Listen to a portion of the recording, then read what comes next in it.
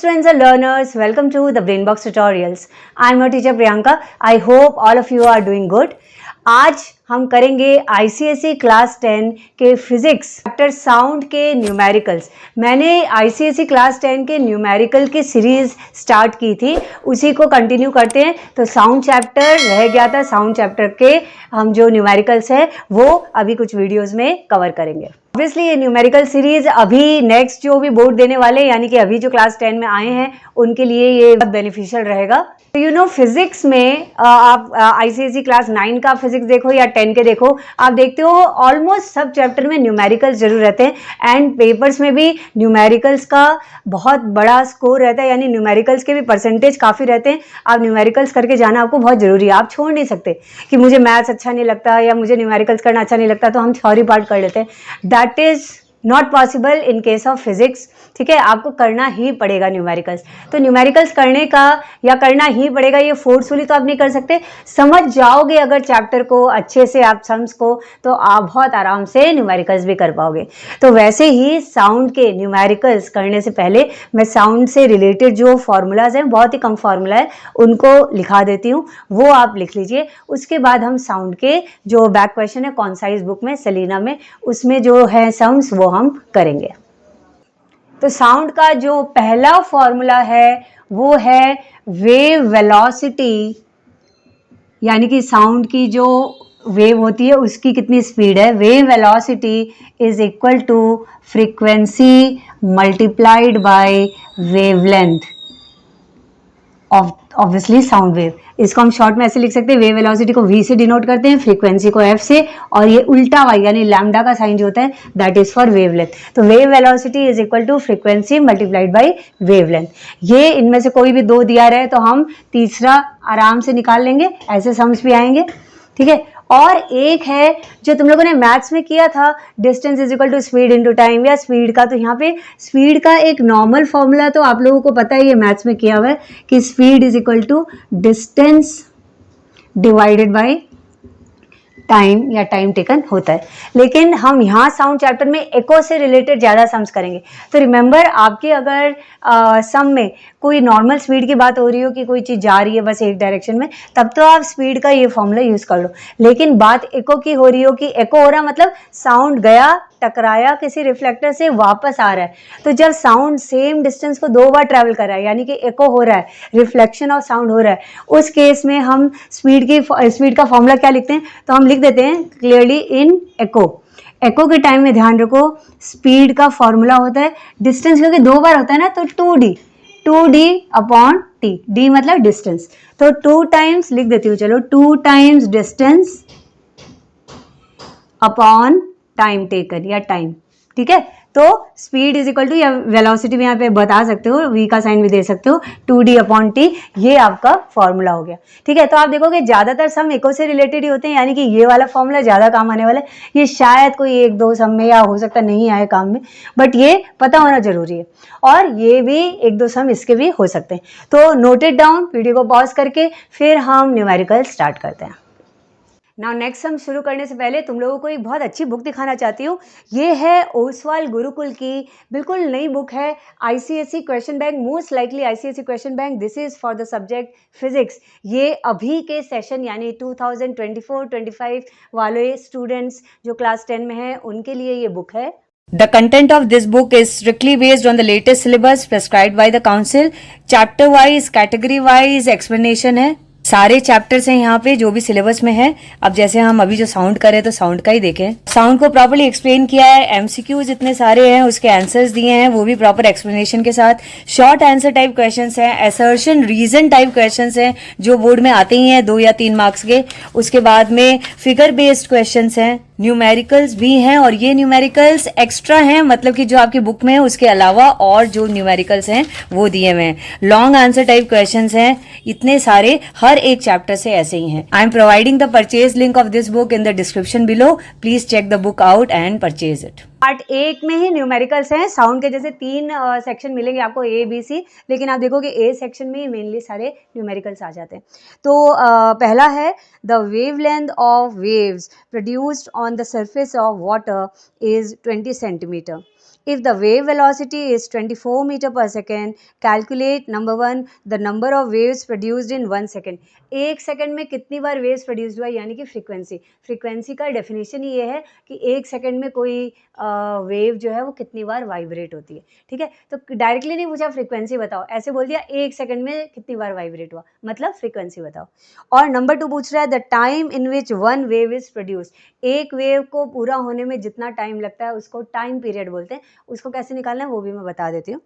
तो क्या क्या दिया हुआ है, वेवलेंथ यानी लैम्डा का साइन दिया, that is 20 centimetre, wave velocity 24 metre per second. अब हमको पता तो है फॉर्मूला, लेकिन 20 सेंटीमीटर को मीटर में जरूर चेंज करना. ठीक है, क्योंकि नीचे मीटर पर सेकेंड है ना, तो 20 सेंटीमीटर को मीटर में चेंज करने का क्या तरीका, डिवाइडेड बाई 100. ठीक है, यानी कि 0.2 मीटर. अब ठीक है, अब wave velocity is equal to frequency multiplied by wavelength होता है, यानी कि फ्रीक्वेंसी होगा वेव वेलोसिटी अपॉन वेवलेंथ, यानी कि 24 divided by 0.2. Okay, now point हटता है तो ऊपर 10 लग जाता है, 5. 120 फ्रीक्वेंसी है ना, फ्रीक्वेंसी का यूनिट होता है हर्ट्ज, तो 120 हर्ट्ज है इसका आंसर. या फिर क्वेश्चन में ऐसे बोलेगा कि number of waves produced in 1 second, तो you can also write that 120 waves are produced in 1 second. ऐसे भी लिख सकते हो अगर बिना यूनिट के क्वेश्चन पूछा है तो. अभी ये तो हो गया नंबर 1. नंबर 2 बोल रहा था टाइम पीरियड.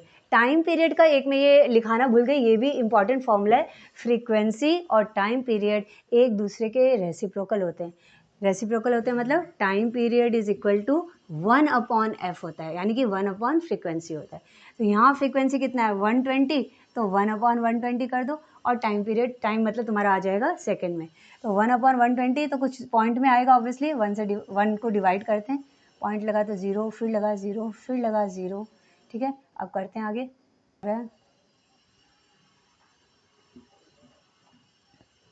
0 3 टाइम्स,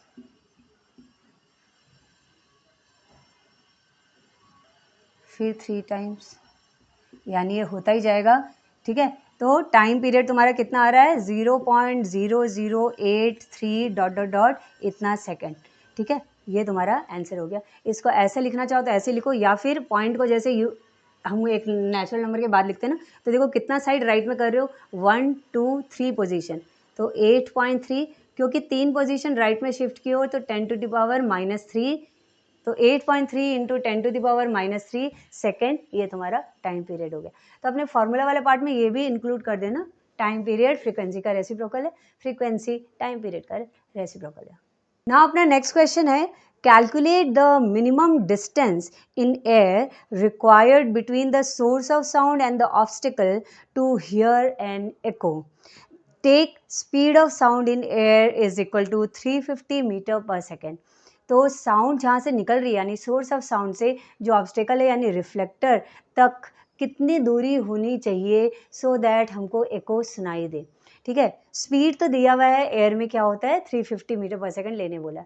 एक पार्ट तुम लोग जब थ्योरी पार्ट किए हो या करोगे आगे, जब ये चैप्टर करोगे, तो एक पार्ट है कि अगर डिस्टिंक्टली एको हेयर करना है तो वो जो एको है मतलब जो साउंड है टकरा करके वापस हमारे कानों तक पहुँचे, इस टाइम को एटलीस्ट 0.1 सेकेंड होना ही चाहिए.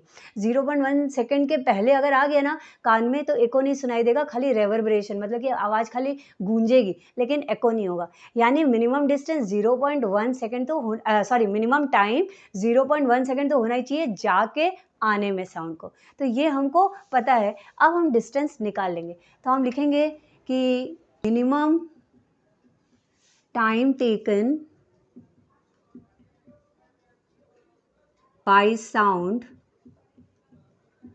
to return, that is equal to 0.1 second. ठीक है, अब ये एको की बात हो रही है, क्लियर है. तो देयरफॉर हमको फॉर्मूला क्या था, देखो speed is equal to 2d/t था ना, या इसको ऐसे भी लिख सकते हो, distance is equal to speed को चलो एस की जगह v लगा देते, v इंटू टी अपॉन 2.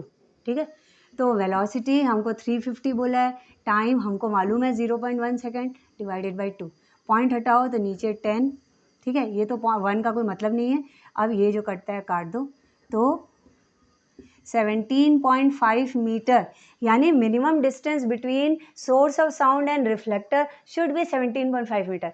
इससे ज़्यादा दूरी भी हो सकती है, लेकिन इससे कम दूरी हुई तो फिर एको नहीं सुनाई देगा। नाउ क्वेश्चन नंबर 3 भी सिमिलर ही है। लिखा है what should be the minimum distance between the source and reflector in water. बस इतना सा फर्क है, पहले वाले सब में एयर था, अभी वाटर में। So that the echo is heard distinctly. The speed of sound in water दिया हुआ है 1400 मीटर पर सेकेंड। लेकिन वाटर में भी यही है कि पानी में भी अगर साउंड जाके आए उसको 0.1 सेकेंड लगना है, तो हम लिखेंगे time is equal to 0.1 second ही चाहिए। ठीक है, अभी हम एको के लिए डिस्टेंस का फॉर्मूला क्या है, distance is equal T into T by two, velocity है 1400, टाइम है 0.1 डिवाइडेड बाई 2। ये पॉइंट हटाते हैं तो नीचे 10 लगता है, 70, यानी कि अगर बात हो रही है वाटर की तो डिस्टेंस 70 मीटर होगा। ओके, करते हैं अपना नेक्स्ट सम। लिखा है a man standing 25 metre away from a wall produces a sound and receives the reflected sound. Part A में पूछ रहा है calculate the time after which he receives the reflected sound if the speed of sound in air is 350 metre per second. तो इस बार हमको velocity दिया हुआ है एयर में जो साउंड का होता है, और डिस्टेंस दिया हुआ है कि वो आदमी और वॉल की दूरी कितनी है। हमको बताना है कि एको को आने में टाइम कितना लगा। एको की बात हो रही है, यानी कि हम वो 2 वाला लेंगे।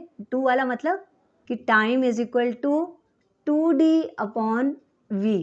ठीक है, अब टाइम क्या आया, 2d मतलब 2 मल्टीप्लाइड बाई 25 और v हो गया 350। जितना कट रहा है काट देते हैं।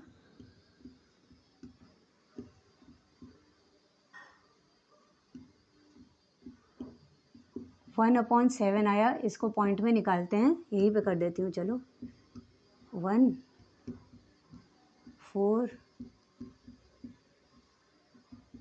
फिर 6 आएगा 8, तो 0.1428 का मतलब 0.143 सेकेंड ले लेते हैं। ठीक है, इतना टाइम लगा उसको रिफ्लेक्टेड साउंड को वापस आने में। ये ए पार्ट का आंसर आ गया। अभी बी बोल रहा है will the man be able to hear a distinct echo, explain the answer. Now 0.143 लग रहा है, तो बोलो उसको एको सुनाई देगा क्या? तो हाँ सुनाई देगा। क्यों? क्योंकि जो साउंड है वो आ रही है 0.1 सेकेंड के बाद। 0.1 सेकेंड एटलीस्ट होना चाहिए, उससे कम होता तो एको नहीं सुनाई देता। तो वी विल राइट कि यस, और रीजन देंगे because sound is returning after 0.1 seconds. ठीक है, 0.143 थोड़ा सा तो ज़्यादा ही है, तो एको सुनाई देगा। Now next question है a radar sends a signal to an aeroplane at a distance 300 km away with a speed of 3 into 10 to the power 8 metre per second. ठीक है, मतलब जो साउंड जा रही है उसकी स्पीड ये है। After how much time is the signal received back after reflecting from the aeroplane. तो रडार से जो सिग्नल गया एरोप्लेन तक गया, टकराया, टकरा के वापस नीचे आया, यानी एको हुआ है। तो एको को आने में कितना टाइम लगा ये बोल रहा है। हमको डिस्टेंस दिया हुआ है और स्पीड भी दिया हुआ है, तो हम टाइम निकालेंगे। एको की बात हो रही है इसलिए 2d अपॉन v लेते हैं। ठीक है, तो 2 इंटू, अच्छा डिस्टेंस 300 किलोमीटर है तो उसको मीटर में चेंज कर देते हैं, इंटू 1000 करके। मतलब 1 2 3 4 5 जीरोज लग जाएंगे तो ये मीटर हो जाएगा। तो 1 2 3 4 5 लग गए, और velocity 3 into 10 to the power 8 है। 3 इंटू 10 टू द पावर 8 मतलब 1 2 3 4 5 6 7 8 जीरोज लग गए। अब जो कटता है काट दो, 1 2 3 4 5 कट गया, 3 3 कट गया, तो 2 अपॉन 1000, या फिर इसको 2 into 10 to the power -3 seconds भी लिख सकते हैं। ठीक है, ओके, अपना नेक्स्ट सम में लिखा हुआ है ऑलमोस्ट सिमिलर टाइप के सम आ रहे हैं। देखो ये बार बार हर एक सम करोगे ना तो बिल्कुल याद हो जाएगा फॉर्मूलाज कैसे करना है। तो नेक्स्ट सम में लिखा हुआ है a man standing 48 metre away from a wall fires a gun, calculate the time after which an echo is heard, the speed of sound in air is 320 metre per second. Again echo की बात हो रही है, speed दिया हुआ है, distance दिया, हमको निकालना है टाइम।